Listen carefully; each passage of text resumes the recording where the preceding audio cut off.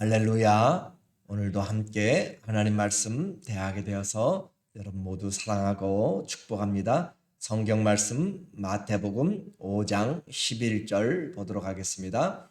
나로 말미암아 너희를 욕하고 박해하고 거짓으로 너희를 거스려 모든 악한 말을 할 때는 너희에게 복이 있나니 기뻐하고 즐거워하라.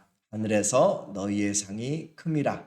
너희 전에 있던 선지자들도 이같이 박해하였느니라. 아멘. 오늘은 성도의 복 두 번째로 하나님 나라 9번째 말씀을 같이 나누도록 하겠어요. 우리에게 예수님은 천국을 가지고 오셨습니다. 천국을 가지고 왔다라고 하는 것은 우리가 어떻게 하나님의 나라에 들어가는지 그 길을 가르쳐 주신 것이고 그 일을 우리에게 행하시는 것이죠. 이렇게 해서 성경의 모든 가르침의 내용을 예수님이 다시 재해석을 해주게 됩니다. 그래서 우리는 성경을 통하여서 구약의 내용의 약속은 십계명이 요약된 것이에요. 그래서 구약의 모든 율법의 근간은 십계명입니다. 그리고 신약의 모든 가르침의 근간, 기본이 된 것은 산상수훈, 산에서 예수님 말씀을 전했다라고 해서 산상설교라고도 그렇게 하는 거죠. 그렇게 구약의 또 신약의 내용을 전부 다 합하면 가장 중요한 핵심이 무엇인가? 곧 성경의 요약이 사랑이 되게 됩니다. 하나님의 말씀을 우리는 어떻게 봐야 될 것인가? 하나님이 우리에게 이 사랑의 내용의 구체적인 사건과 행동들이 바로 하나님의 사랑을 풀어놓은 것이에요. 그 관점에서 성경을 보면 우리가 성경을 훨씬 이해하기가 쉽습니다. 성도의 복은 예수님이 가져오신 산상설교를 통하여서 우리의 관점을 바꾼다라고 했습니다. 우리의 생각의 관점이 바뀌고 인생의 목적이 바뀌게 되고 삶의 모든 방법들이 바뀌게 되는 것. 그래서 사람 중심과 또 세상 중심에서 하나님 중심과 하나님의 나라 중심으로 그렇게 바뀌게 될 때 우리가 성경을 올바로 알게 되고 복을 받게 되는 것이죠. 그리고 우리는 많이 외적인 것에 치우쳤어요. 그래서 얼굴부터 시작해서 외적인 것들로 가지고 있는 것들로 보이는 것으로 손에 잡히는 것들로 내가 누릴 수 있는 것들로 외적인 것들을 많이 우리의 복이다. 세상 그렇게 가르쳐 왔는데 성경은 우리에게 외적인 것, 보이는 것은 잠시요. 보이지 않는 것은 영원하다라고 그렇게 하시면서 우리를 하여금 외적인 것보다 내면의 것들 그리고 영원한 하나님의 나라로 그렇게 시선을 바꾸었죠. 그래서 우리의 사람의 마음에서 그리스도의 마음 중심으로 죄된 마음에서 그리스도의 의의 마음으로 그렇게 바뀌어 보는 것이 바로 복의 우리 복받은 자다. 오늘 확인을 우리가 해봐야 되는 거죠. 주님의 마음이 내 안에서 얼마나 커지고 있는가? 주님의 마음이 내 안에서 얼마나 내가 주님의 마음을 닮아가고 있는가? 그 말이죠. 그런 사람은 복을 받는 사람입니다.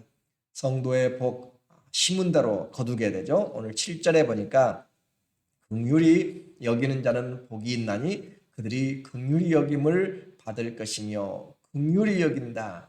불쌍히 여기는 것이죠. 그 불쌍히 여긴다는 것은 그 사람을 우리의 그리스도의 마음으로 본다 그 말입니다. 그래서 그리스도의 마음으로 볼 때 불쌍하게 보여요. 돈이 많아도 불쌍하게 보이고요. 우리가 모두에게 하나님의 그리스도의 마음으로 볼 때 긍휼히 여기는 마음을 가지게 되는 거예요. 그렇게 해서 남을 볼 때 나보다 낫게 여기고 그리고 또 그 사람을 통하여서 하나님이 행하실 일들을 기대하게 되는 거죠. 긍휼을 심으면 나중에 긍휼이 있는 심판을 받게 됩니다. 긍휼을 베풀지 아니하면 긍휼이 없는 심판을 받게 된다라고 그렇게 주님은 말해요.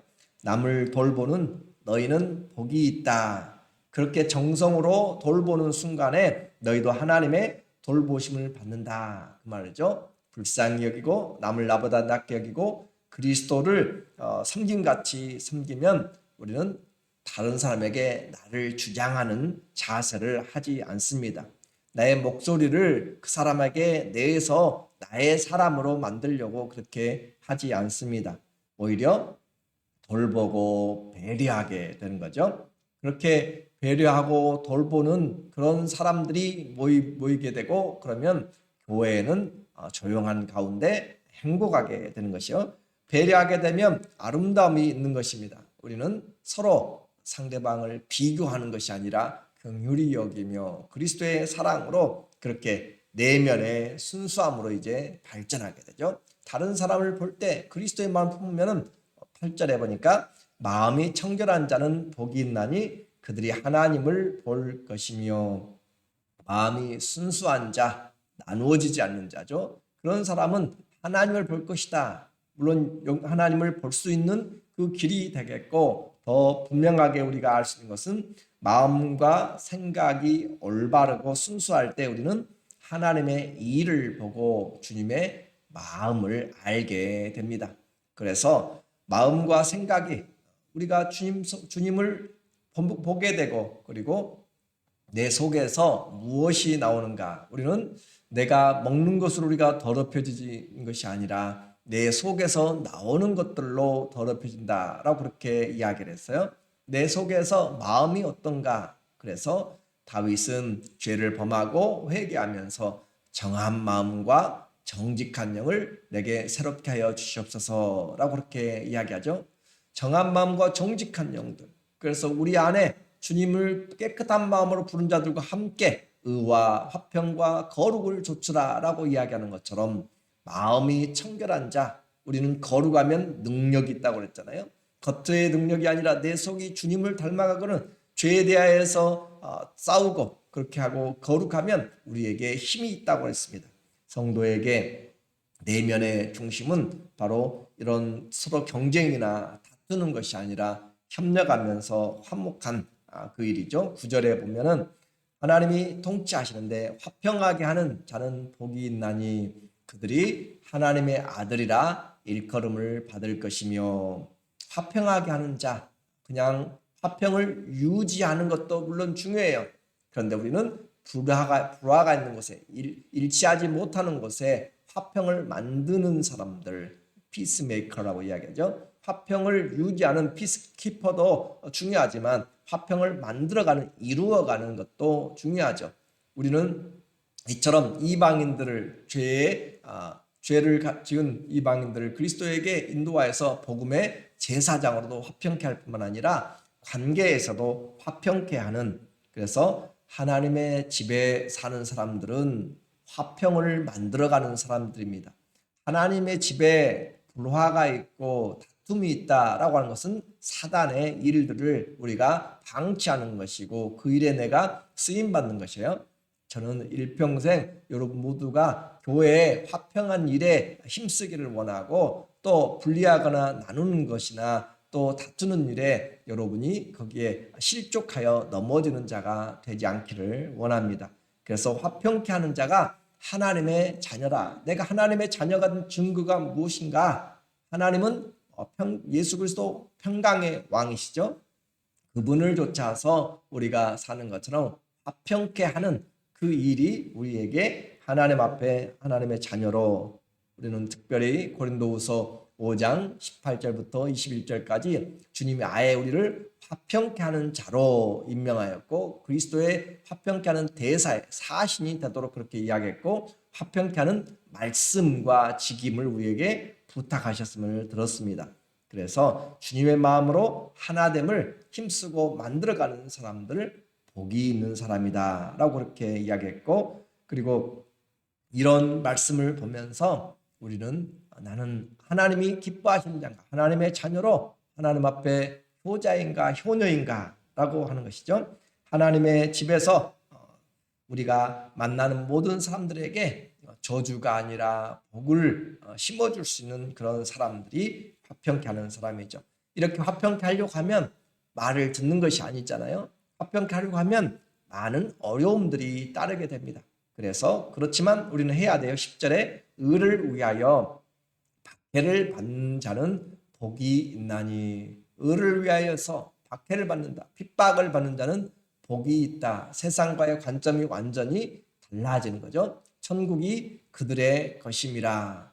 하나님의 일을 하면서 그리스도의 나라를 구하면서 주님을 사랑하고 화평케 하고 또 의에 주리고 목마르면서 이 모든 것들이 주님을 위한 것이라 그렇게 볼 수 있습니다. 의를 위하여서 또 그리스도를 위하여서 같은 의미로 사용할 수가 있어요. 교회를 위하여서 하나님 나라 들어가려면 핍박을 받아야 되느니라. 많은 환난을 겪어야 된다라고 하는 것처럼 오늘 의를 위하여서 핍박을 받는 것은 우리에게 기쁨이고 영광이 된다. 주님은 그렇게 말씀하시죠. 다시 우리에게 확인해 주고 있습니다. 11절에 나로 말미암아 너희를 욕하고 박해하고 거짓으로 너희를 거슬러 모든 악한 말을 할 때는 너희에게 복이 있나니. 세상에서 우리가 핍박을 받으면 받은 만큼 사도들은 그렇게 감옥에도 갇히고 그러면서 그리스도를 위해서 핍박받는 것을 당연하게 생각하였고 기쁘게 여겼다라고 그렇게 말합니다.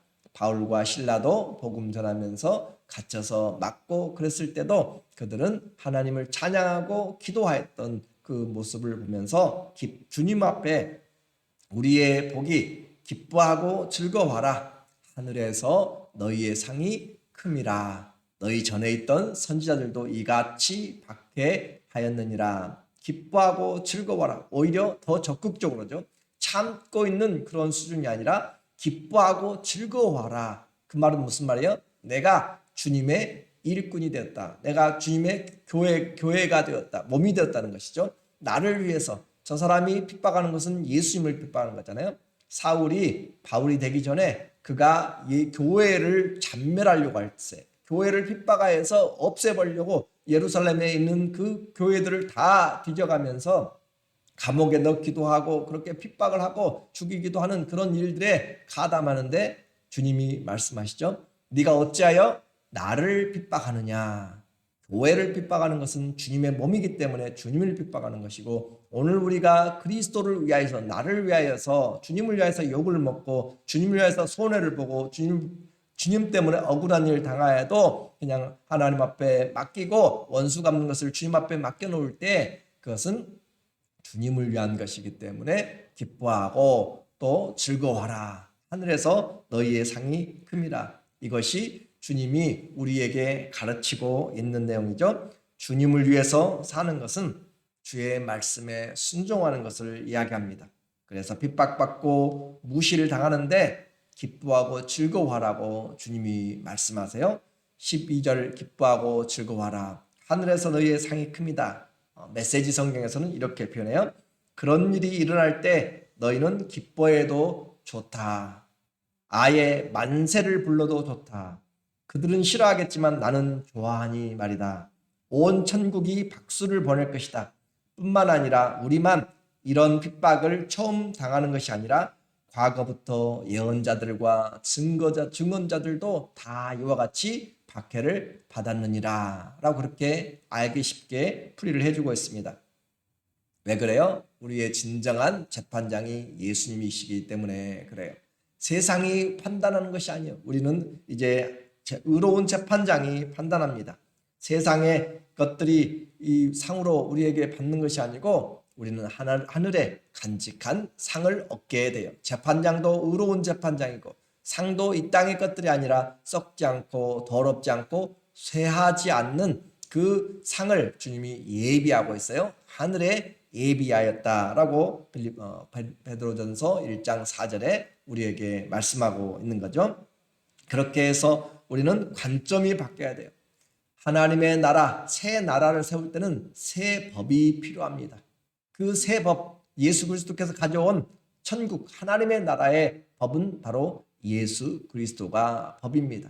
예수 그리스도가 법이다. 그 말은 우리의 모든 행동의 기준이 그리스도가 된다는 것이에요. 그래서 말을 하든지 일을 하든지 무엇을 하든지 다 내 이름으로 하라. 너희는 모든 부분에서 그리스도의 장성한 분량까지 이르라. 너희는 나를 본받은 자가 되라. 너희는 나에게 내가 정결한 처녀로 그리스도에게 중매하려 한다. 모든 초점이 그리스도에게 맞춰 있습니다. 하나님의 나라, 이 산자와 죽은 자를 심판하시는 그리스도 앞에, 그리고 그의 나라를 두고 엄히 명하노니, 그렇게 이야기하잖아요. 그의 나라, 그리스도의 통치하는 나라입니다. 그래서 하나님의 나라, 그 나라는 그리스도가 법이 되어서 그리스도로 하지 아니하면 우리는 올바른 삶을 살지 않는 거죠.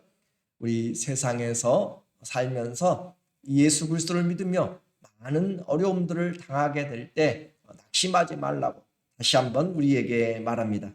자존심을 잃어버릴 수도 있고 자기 것도 못 챙기고 바보 같고 왜 그렇게 무능력하게 보이고 부족하게 보이느냐라고 할지 모르지만, 그러나 예수님 안에서 우리는 세상을 이기는 자요, 없는 것 같지만 가진 자요, 넘어진 것 같지만 다시 일어서는 자고, 하나님 앞에 모든 것이 우겨싸인 것 같지만 다시 주님으로 인하여서 세워져 나가는 그런 사람이죠. 죽는 자 같지만 살아나는 자입니다. 남을 긍휼히 여기고 하나님 앞에 살아가는 세상에 물들지 않은, 그래서 오늘 우리의 이 말씀을 우리가 산상수훈을 잘 알지만 중요한 것은 그 말씀을 내가 주와 주의 나라와 그의 의를 위하여서 어떤 결단으로 어떤 작정을 가지고 다시 이 말씀을 내가 살아가는가, 그것이 중요한 것이에요. 이 산상수훈 수없이 들어도 내 삶에 적용되지 않으면 아무런 유익이 없습니다. 오늘도 내가 긍휼히 여길 사람이 누구인가? 우리는 모든 사람을 긍휼히 여겨야 되지만 우리가 만나는 사람들은 제한이 되어 있어요. 내가 긍휼히 여길 사람들은 누구인가? 그리고 내가 화목해야 될 사람들은 누구인가? 우리의 말이 아니라 주님의 말을 전하는 성령의 사람들은 그리스도의 말씀을 전하게 됩니다. 사람들 말이 많아지면 결국은 나누어지고 분리가 되고 자기가 교만하게 돼요. 그래서 우리가 화평케 할 사람, 들어주는 사람이고 그리스도의 말로 위로해 줄 사람이죠. 주를 위해서 내가 받을 핍박이 오늘 무엇인가? 우리는 안전하고 평안한 것만 바라보는 것이 아니라 오늘도 예수님을 증거하기 위해서 그렇게 살아갈 때 쉽지 않은 일들이 있을 수 있어요. 오늘 주님을 위해서 내가 받을 핍박이 있다면 오히려 감사하면서 주님 앞에, 그리고 내 마음이 순수한가, 내 안에 그리스도로 말미암아서 순수함으로 내 마음이 주님을 닮아가고 주를 볼 수 있는, 그래서 주님 앞에 하나님의 자녀로 오늘도 살아가는 그런 귀한 주님 앞에 기록되는 그런 아름다운 신앙의 열매들로 세워져가는 성도의 복이 있기를 예수 그리스도의 이름으로 간절히 축원합니다. 아멘. 우리 기도하도록 하겠습니다.